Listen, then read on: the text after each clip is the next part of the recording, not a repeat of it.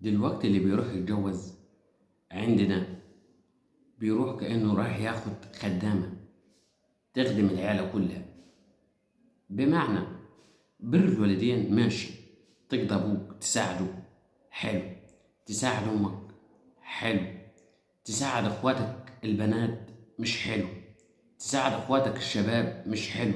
في مقولة بر الوالدين مفيش حاجة اسمها بر الوالدين إن تقضي العيلة كلها. ممكن هي تساعد، طب ما انت معاك اخواتك البنات. ما ينفعش، لا، لازم احنا واخدين خدامه تخدم ابوك وتخدم امك وتخدم اخواتك البنات واخواتك الشباب. غير كده احنا خدنا وحده ولا تعرف تطبخ ولا تعرف تغسل ولا تعرف تعمل اي شيء.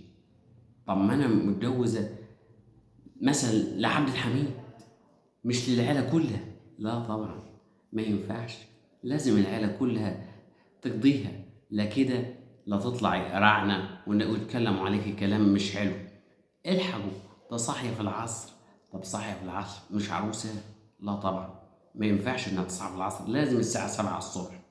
طب ما انت كنتي وانت صغيرة عروسة، كأخت كأم.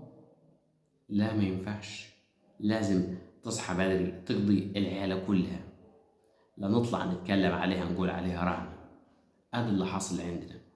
لكن يكفيك شر لما تاخد واحد ما عندوش شخصية وعديم المسؤولية، بتاخد واحد ما ينفعش أقول اللفظ، ربنا يصلح الحال. ولما تختاري، أنا بقول لأخواتي البنات لما تختاروا اختاروا الأخلاق قبل الشكل والفلوس. اختاروا واحد عنده شخصية يقدر يحميكي، وربنا يصلح الحال. والسلام عليكم.